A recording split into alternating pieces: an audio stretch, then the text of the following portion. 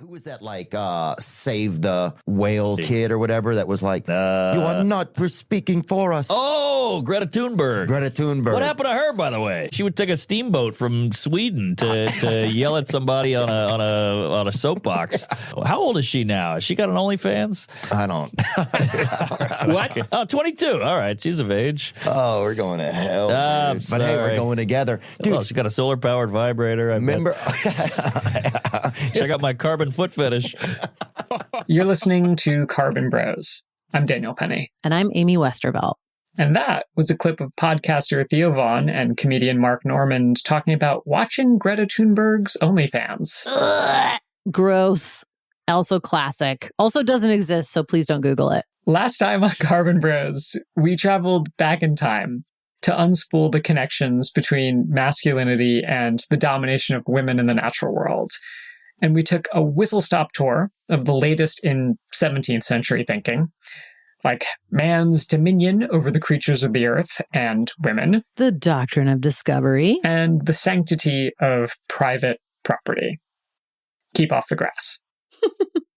And we ended with a gusher on petromasculinity, this idea that modern manliness, with its obsession with cars in particular, is just premised on light, sweet crude, and why some men will defend to the death their right to burn down the planet. From my cold, dead hands. Today, we're looking at why climate protest gets labeled hysterical and how the techno solutions offered by eco-modernists and abundance bros traffic in the same tropes we've been seeing since the 1960s when silly women like Rachel Carson just didn't understand the science. So that's one side of the coin, a bunch of overly optimistic tech bros who think carbon capture and geoengineering are all we need to live long and prosper. But there's also the other side of the coin, the guys who are certain that civilization is coming to an end, and it is overwhelmingly men who hold this view, and who think we should all either start building bunkers and stocking up on canned beans, or, more radically, who want us to ditch planet Earth and start colonizing space. And don't get me started on the shape of those rockets. Yes. Am I right? Colonel, you better take a look at this radar. What is it, son? I don't know, sir, but it looks like a giant. Those big, beautiful, phallic rockets. And what these two reactions to the climate crisis have in common is a weird masculine certainty that the solutions are either easy technical fixes or that they're so out of reach we might as well give up now. One is a capitalist fairy tale where everything will be fine if we just turn on enough nuclear reactors and start hoovering carbon out of the sky. And the other is a vision of apocalypse and survival of the fittest. And it's always, of course, these guys who are the most fit. Yeah, because they're biohacking, Daniel. But ultimately, they're both fantasies of control, independence, and escape that ignore the messy reality of other people and their existence, or the possibilities of other ways of living. After the break, climate hysteria, doomers, and boy math solutions.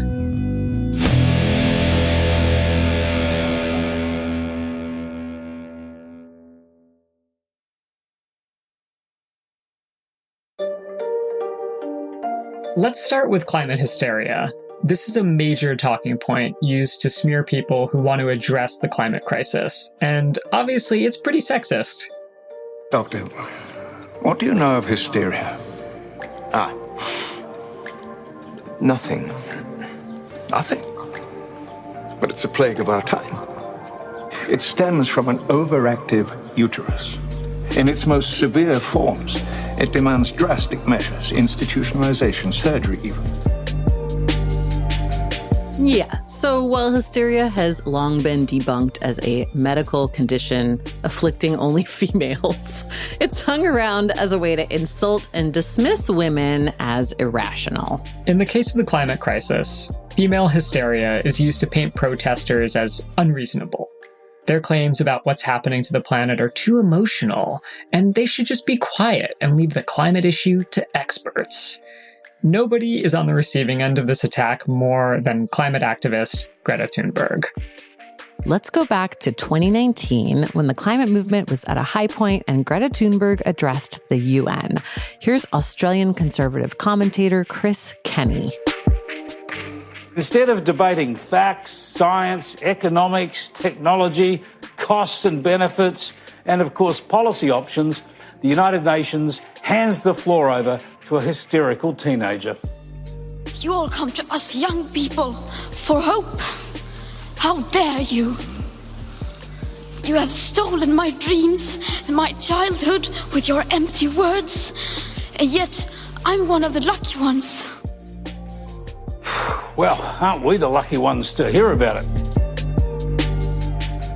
The Aussies are weirdly obsessed with Greta. What's that about? There's definitely a lot of Rupert Murdoch to blame there. And partly because of him, now it's not just his media, but other, coal and oil barons have kind of gotten in on gobbling up media entities. So at this point, around 70% or so of Australian media is actually controlled by fossil fuel interests of one kind or another. There's this woman named Gina Reinhardt, who's like a coal baron who owns a bunch of stuff too. Anyway, I feel like Australia does not get enough credit for being a full hardcore petro state, and their version of petromasculinity is like right up there with the US variety. Crikey. Yeah. So for sure, if it's a Murdoch network, they're going to be Greta bashing all day long. And they've done a lot of it.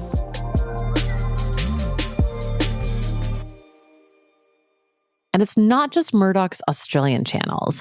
Here's Michael Knowles, a Daily Wire contributor who was banned from Fox News after making this remark. I guess it was a bridge too far, even for them. The climate hysteria movement is not about science. If it were about science, it would be led by scientists rather than by politicians and a mentally ill Swedish child who is being exploited by her parents and by the international left. So what you're seeing here is a political movement and a religious movement, and it's fulfilling religious and political goals of the left, but it isn't doing very much for science. Greta in this clip is being painted as just this poor little girl with mental problems who's being exploited. And, we need to leave this climate issue to the real scientists. Of course, they don't actually want to do that either. No. When women with very specific scientific training on climate speak up, they get hit with the same stuff, including even stalking and death threats. Here's Dr. Catherine Hayhoe, one of the world's leading climate scientists. I'm talking, more than 150 peer-reviewed abstracts, journal articles, and other publications. And she's contributed to 4 of the national climate assessments for the U.S. So, she's not, a hobbyist. She's a very legit climate scientist. But she was venting to me about this a couple years ago, and I was kind of shocked at just how bad it is. I even get people telling me to go back to the kitchen, that the problem we have is that too many women are working, that I should be back taking care of my children, stuff like that. And then there's the safety concerns. Yeah. Because most of the people are men, and there are some serious concerns with safety. This past year, 2 people found my home address and sent stuff to my home address that was really concerning and disturbing. And I have multiple times seen men kind of wandering up and down, looking at the doors to see if they can find my name. And they're people I don't know. And then when I see me, they're like, "Oh, are you Dr. Hayhoe?" And I don't know who they are, where they come from. Unfortunately, there is a much longer history of these sorts of attacks against female environmental activists and scientists. This goes back to the very beginnings of the modern environmental movement and the work of one woman in particular. This is one of the nation's best sellers, first printed on September 27, 1962. Up to now, 500,000 copies have been sold, and Silent Spring has been called the most controversial book of the year. If we are ever to solve the basic problem of environmental contamination, we must begin to count the many hidden costs of what we are doing. That, of course, is Rachel Carson, talking about her book Silent Spring, which was published in 1962. For listeners who haven't read Silent Spring yet, you really should. It's an amazing investigation into the damage pesticides and other agricultural and household chemicals were doing to the environment and human health. It's also like a really good read. I actually just reread this recently and I was like, dang, Rachel Carson was a really good writer. So it's like, yeah, it was published in the New Yorker. Yes, exactly. And it revealed that the chemical industry and the US government had been lying for decades about the dangers of these products. So that kicked off a whole public debate about just how much the public should trust the word of industry experts. This is an industry scientist responding to Carson at the time. Carson maintains that the balance of nature is a major force in the survival of man, whereas the modern chemist, the modern biologist, the modern scientist believes that man is steadily controlling nature. It's important to remember that the chemicals industry was relatively new at the time that Carson's book came out. I mean, part of the reason that her book was so interesting and sold so well was that, this was this somewhat new industry that had only been around really for like maybe 10, 20 years, and that people had mostly been told was like great and futuristic and amazing. So for her to come in and say, I don't know, it was challenging. And then there was this idea that these guys, and they were always guys in their white lab coats, like in the lab creating things, that like this was the future. Better things for better living through chemistry for the finer world we want. Better things for better living through chemistry, that's the promise of DuPont.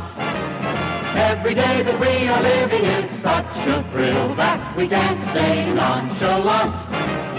Better things for better living are coming still, that's the promise of DuPont. This was like progress for America versus these primitive biologists out doing field research and like hugging trees, right? It was like the guys in the lab were creating the future. Those guys were just like catching butterflies in nets. And add to that the fact that Carson was a woman, you get the idea of why this was like so for them. But it wasn't enough for them to just constantly point out, she's a woman. They really threw everything at Carson. That, she wasn't a real scientist, that this was some sort of personal vendetta because she had cancer, that she was a big ol' lesbian. Here's that industry scientist again in a CBS News special. His name was Dr. Robert White Stevens. Miss Carson is concerned with every possibility of hazard and danger, whereas the agricultural school has to concern itself with the probability, the likelihood of danger, and to assess that against utility. If we had to investigate every possibility, we would never make any advances at all, because this would require an infinite time for experimental work, and we would never be finished. Yet the public was being asked to accept these chemicals, was being asked to acquiesce in their use, and did not have the whole picture. So I set about to remedy the balance there. Wow, sounds like a classic case of hysteria. Yeah, get that lady some bed rest and pills. She's hysterical.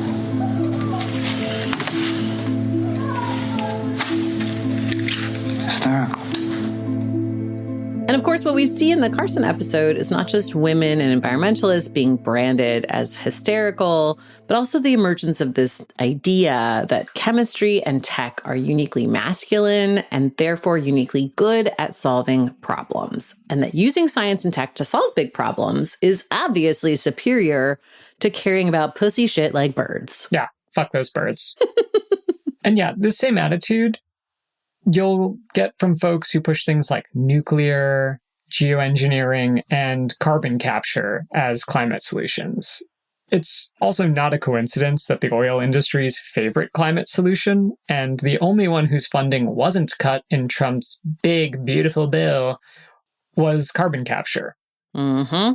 I spoke with Michael Levian, a professor of sociology at Johns Hopkins, who studies the oil, coal, and gas industries. And we talked about the hype around carbon capture in his home state of Louisiana and what he calls reactionary decarbonization. It's being promoted by the fossil fuel industry. All the companies involved are pretty much in the fossil fuel industry.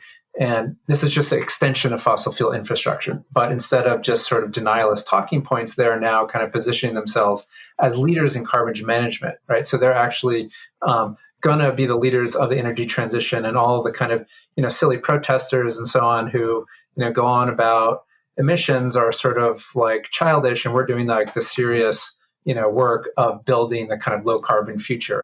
Which is basically where CO2, either from refineries and factories or from natural gas production, is captured and stored, either underground or in containers above ground, or it's transported to an oil field where it's blasted underground to get more oil out through a process called enhanced oil recovery, which is absolutely not a climate solution. Yeah, this is like the most amazing magical thinking I think I've ever seen from the oil. And honestly, kudos to them. Fucking genius move. Personally, I prefer the carbon sky vacuum, also known as direct air capture, where they just try to suck CO2 out of the sky so that theoretically we can emit as much as we want forever. Yeah. Carbon capture is basically a way for oil companies to maintain the status quo and pretend that they're solving climate at the same time. But setting aside the fact that the math behind carbon capture does not add up, Michael's more interested in the politics of this so-called climate solution and how people are accepting or fighting it. The other piece of this is, that, and this is why a lot of environmental justice groups are opposed to CCS, is that one, perpetuates the existing petrochemical plants who they want to shut down, that are poisoning their communities, especially, in Louisiana, Black communities in Cancer Alley and around Lake Charles. And the kind of CCS kind of prolongs their life and makes them seem clean, when in fact, the carbon capture technology only captures the CO2. It doesn't capture the additional pollutants that are coming out of those factories. And you've got an industry that already has quite a few spills from its pipelines, building a whole new pipeline infrastructure for a substance that can cause some real problems if it leaks. While climate deniers love to talk about CO2 being good for plants, in high concentrations, it will kill you. So CO2 is not toxic, but it's an asphyxiant. So it displaces oxygen and can suffocate you. And in Satartia, Mississippi, a handful of years ago, maybe it was 4 years ago, one of the existing CO2 pipelines running through that state, it runs from Mississippi to Texas, it leaked, and it sent 40-something people to hospital, almost dead, asphyxiating, foaming at the mouth. Which begs the question, why would anyone want this in their community? But Michael says so far, it's mostly environmental justice groups fighting it, and that, not surprisingly, there's a pretty significant gender and racial divide on this issue. Is there a reason why we see a lot of the environmental justice struggles being, organized by women?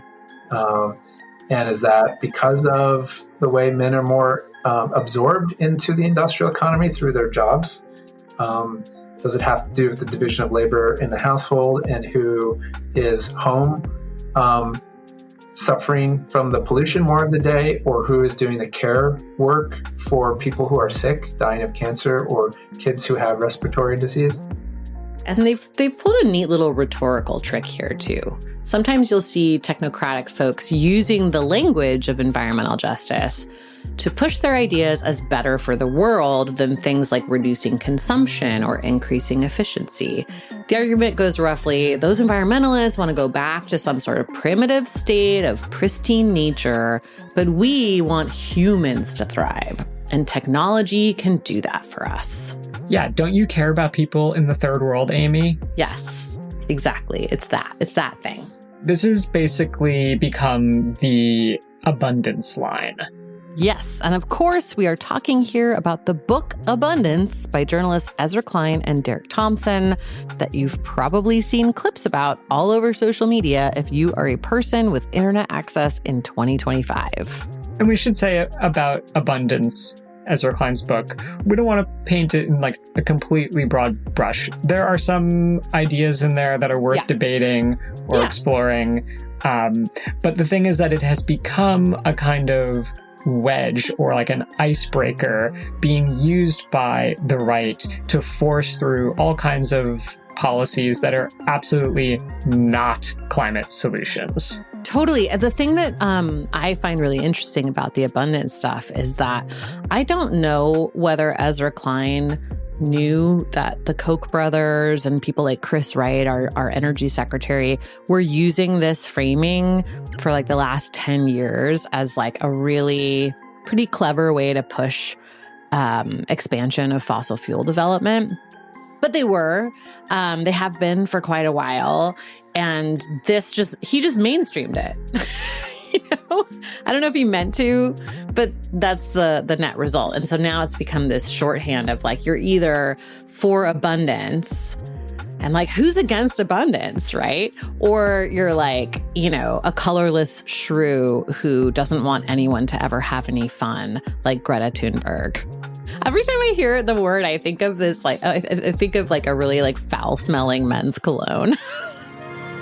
Passion, fire, abundance. It stinks so good. So, this is not a new idea for the climate sphere either. There are a lot of people who have been kind of pushing the argument, which is overarchingly this is obviously it's a whole book. So like, don't let us stop you from reading it. By all means, read the whole book. There are some good ideas in there. And there are some, some stupid ones. There are some stupid ideas. There's some stupid ones too, yeah.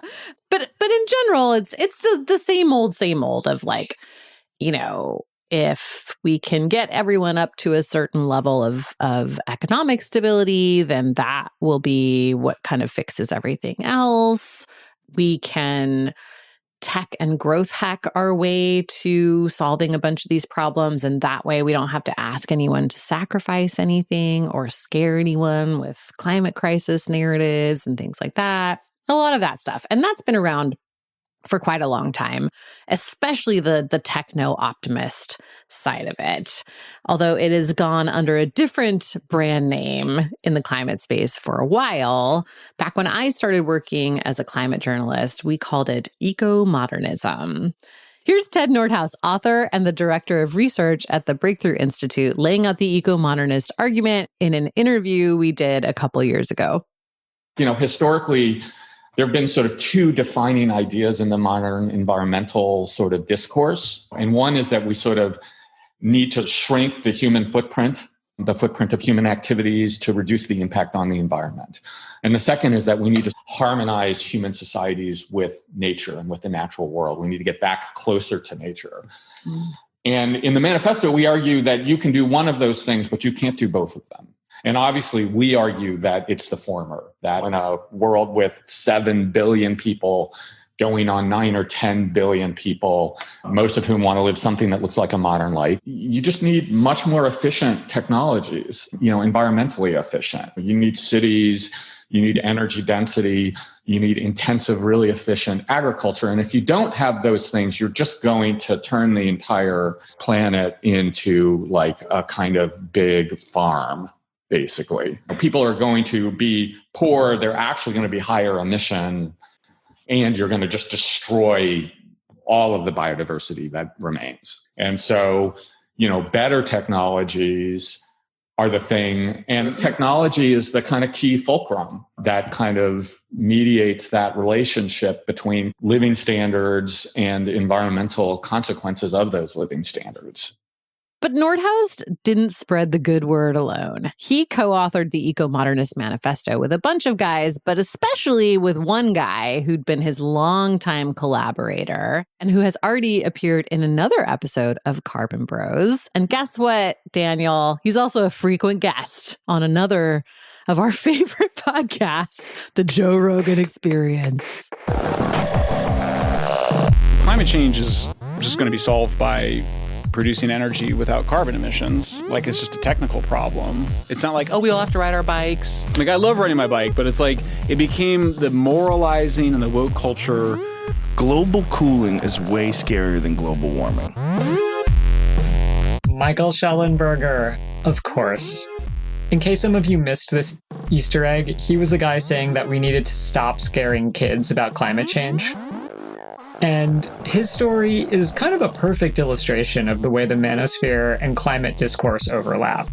Amy, I'm going to hand you the mic because I know Schellenberger is kind of an obsession of yours.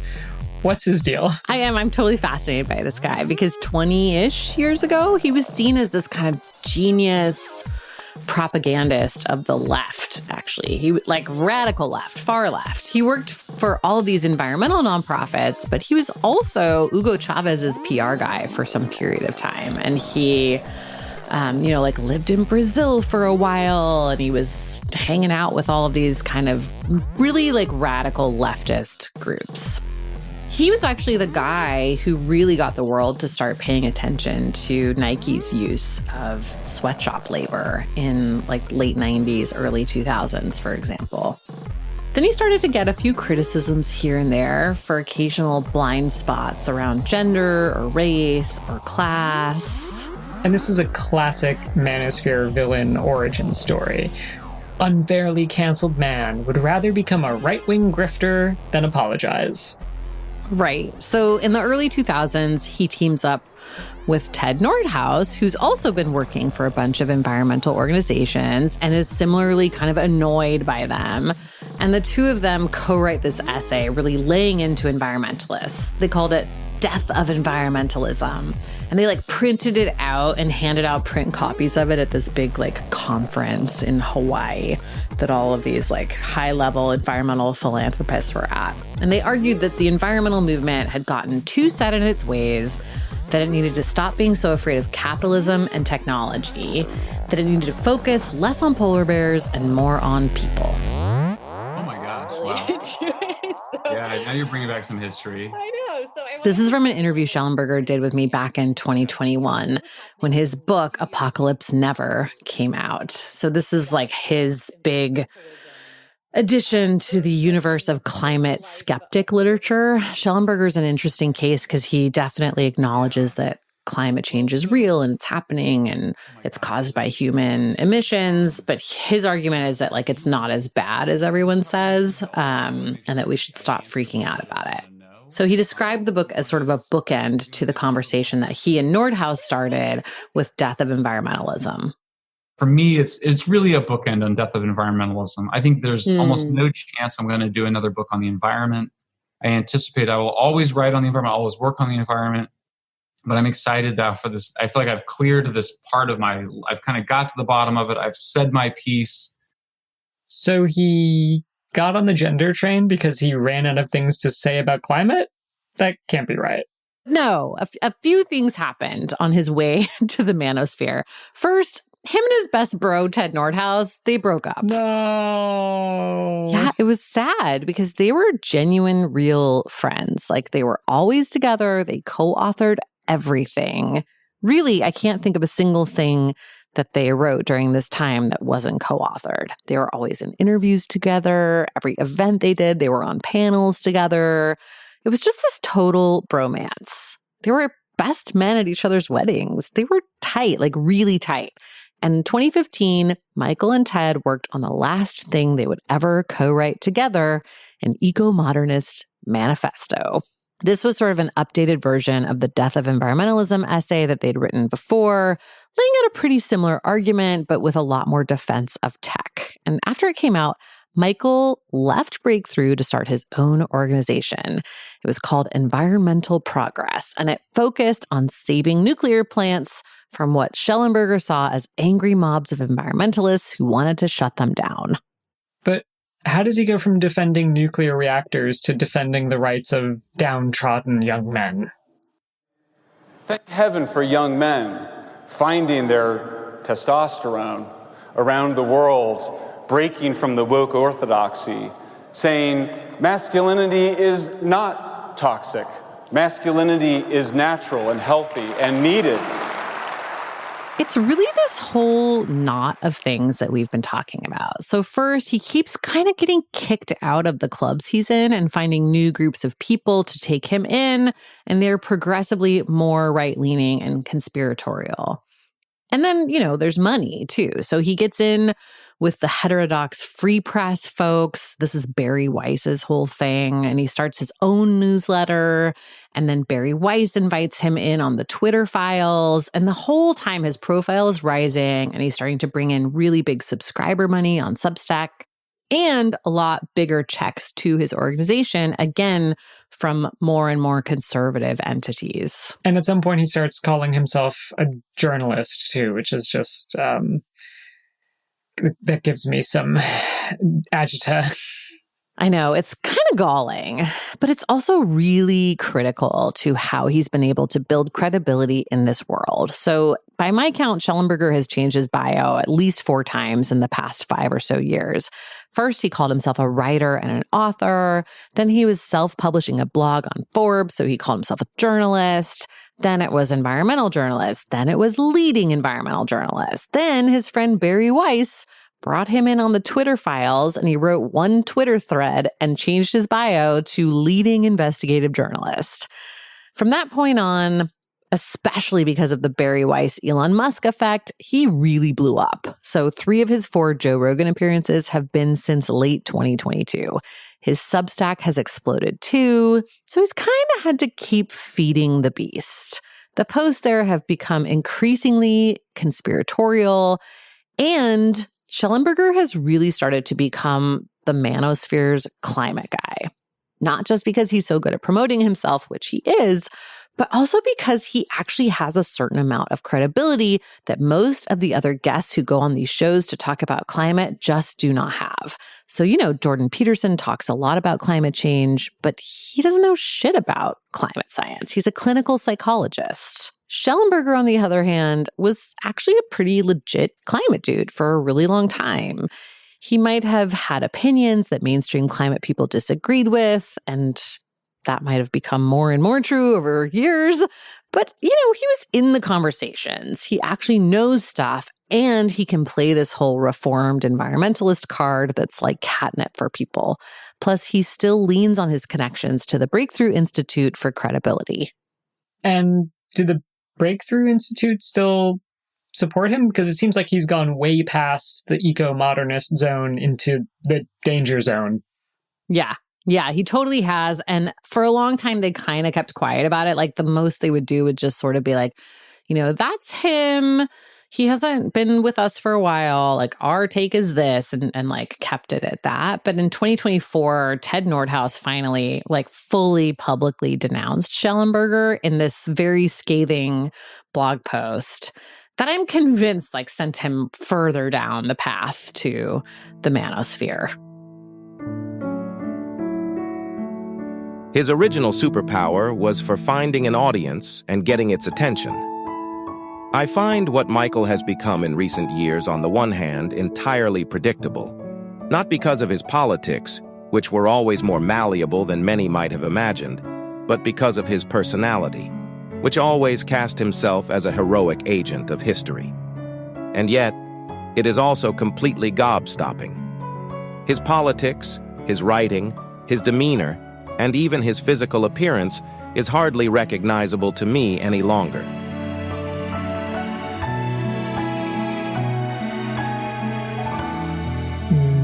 That's sad. It is sad. I actually, when I read it, was like, ooh, ouch. I feel bad for anyone that would have a close friend write this about them. That's It's kind of similar to what happened to Naomi Klein, I think. Wait, you mean the other Naomi, the bad Naomi? Sorry, not Naomi Klein. This is what her whole book is. Her doppelganger, Naomi Wolf. Yes, the whole feminist community turned on her, or she felt like they did, right? And then, I actually feel like this is a thing that happens not infrequently. And it kind of gets weirdly discounted, but man, people's personal feelings do tend to be major drivers of things that they do in life. I think people in the manosphere would disagree because, facts don't care about your feelings. Yeah, we're all about facts here. Fuck feelings.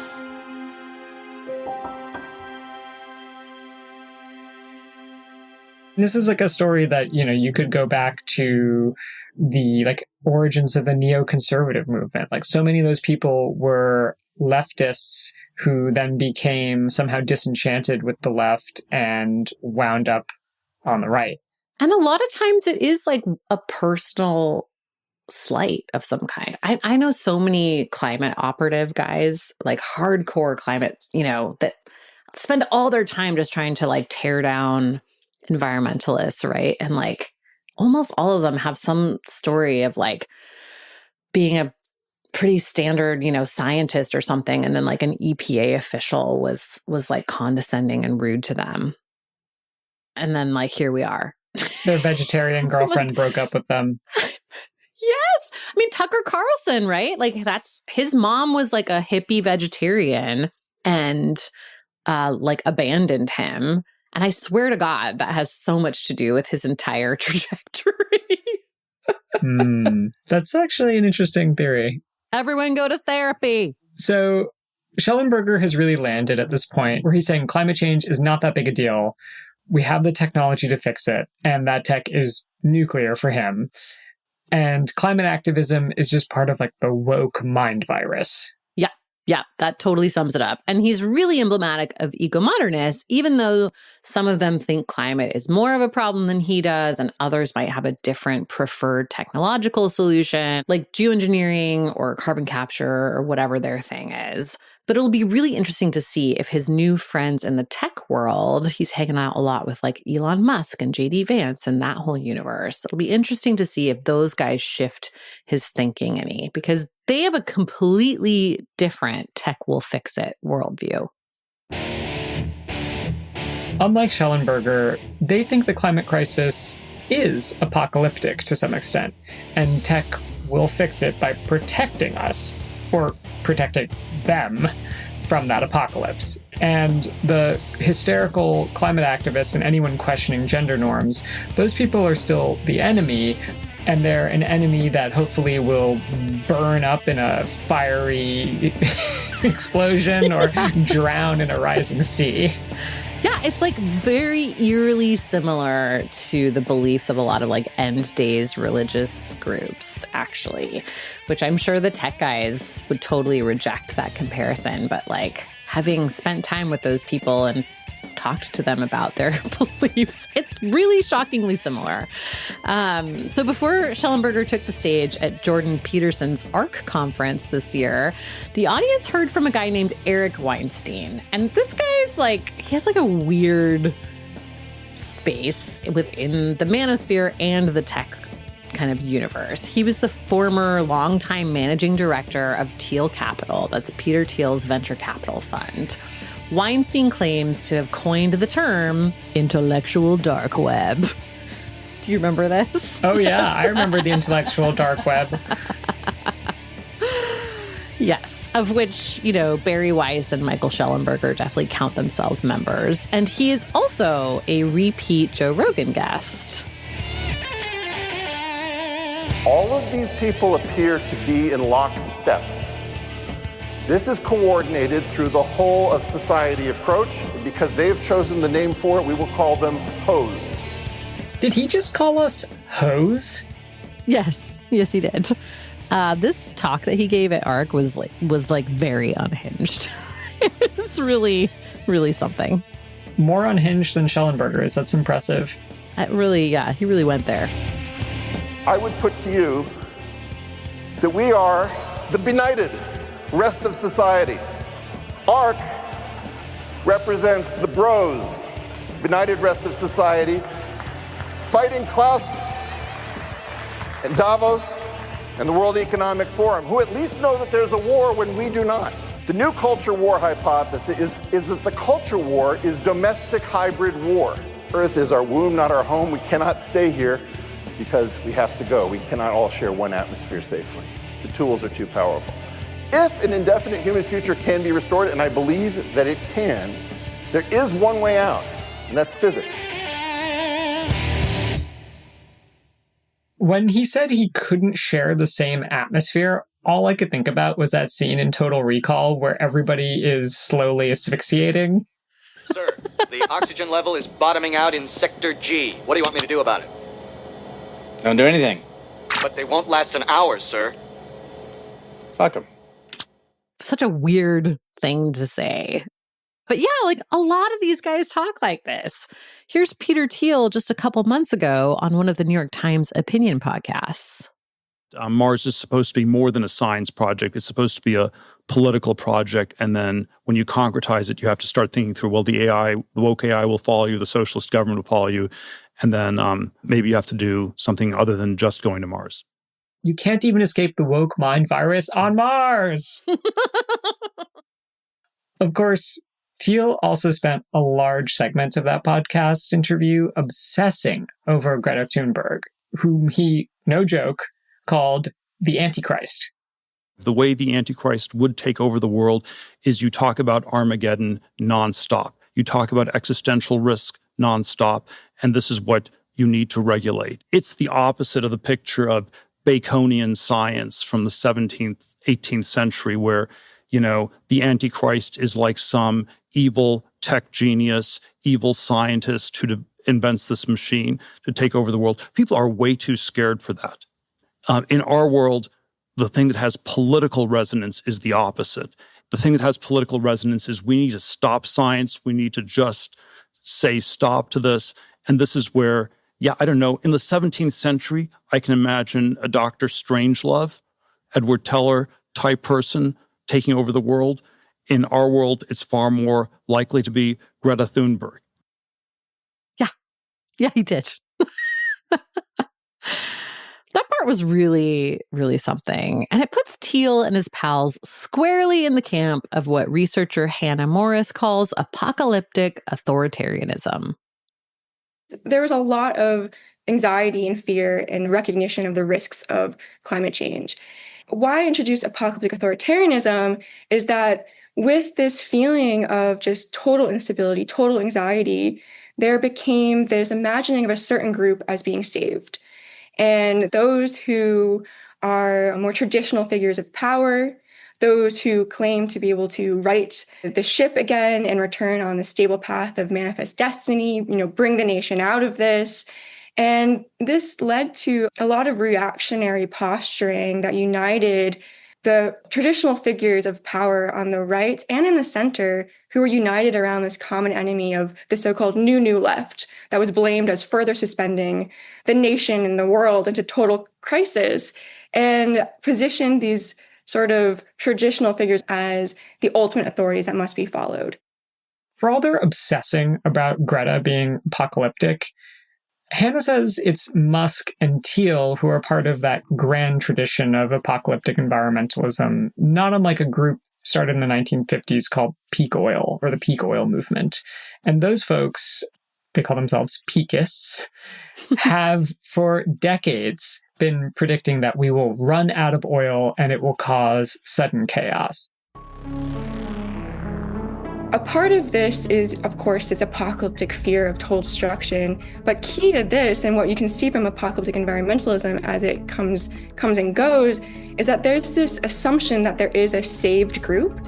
And so for the peak oil movement, it was those who knew about peak oil and who started preparing, this is the origins of preppers and prepper societies and building post-apocalyptic bunkers and learning how to survive in harsh conditions. So those who are part of the peak oil movement imagine themselves as surviving this total collapse of industrial civilization. I would say peak oil is kind of the right-wing mirror image to the population bomb. So Yes. In the 60s, there was this kind of end of the world conspiracy, more associated with like the left side of the environmental movement, that the population was increasing too quickly and that we would consume too many resources and we wouldn't be able to handle all the people on planet Earth, and that we would have a kind of civilizational collapse as a result. And the right loves to bring up the fact that the population bomb predictions did not come to pass. Didn't pan out. Yes. In fact, actually, Michael Schellenberger does this all the time, except he references not just that, but he takes it all the way back to Thomas Malthus. And he says the word Malthusian in such an annoying way that I'm going to have to play it for you here. Well, Malthusianism.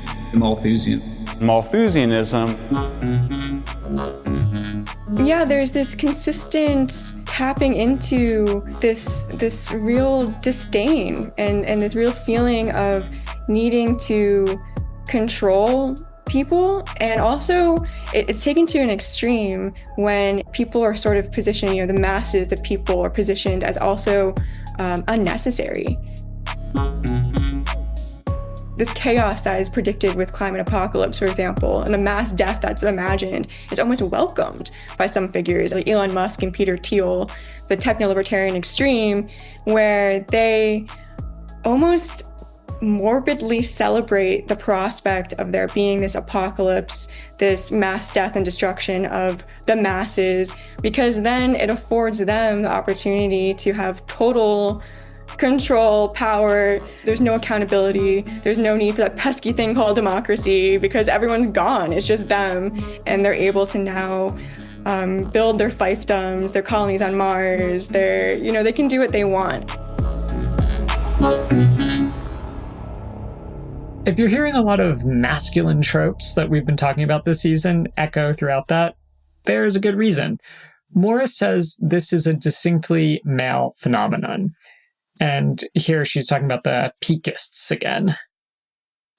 They learned about this peak oil and this collapse of civilization, and this provided them a sense of control, a sense of power, because of feeling like they are among a small minority of people who knew what the future holds, and that they can then navigate through that, through their sort of rugged individualism, this frontiersman kind of identity, and so tapping into really longstanding American masculine identities of feeling as though there's a special trait among American men who can really grapple with harsh conditions and build a new society, build a new civilization. And it's interesting to see that there was this sense of control and empowerment that came over the members of the peak oil movement, which are 89% white middle-class men. So it's a certain very particular demographic that are clearly trying to find a sense of purpose, a sense of direction, a sense of control in their lives among periods of social change. Jesus Christ, it's the cool dudes just over and over again. World without end, amen. But I do think that this thing Hannah's talking about here, about these men wanting a sense of purpose and control, is really key to how we fix some of the issues that we've been talking about throughout this series. Next time, the real solutions. Whether that's finding Democratic candidates who can actually appeal to young men using the language that resonates with them, or policies that help men and women connect their everyday lives to the problems of climate change, or the narratives that we can use to change the conversation and invite men back into the climate movement. Because frankly, we can't do it without them. Join us next time on Carbon Bros for Integration.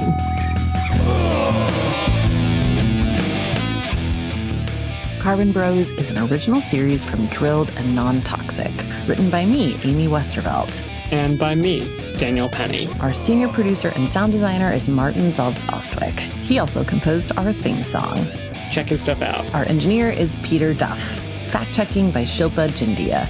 Original artwork by Matthew Fleming. Our First Amendment attorney is James Wheaton with the First Amendment Project. Marketing by Maggie Taylor. Check out the Non-Toxic podcast for more on the manosphere, and go to drilled.media for more climate reporting and to support our work.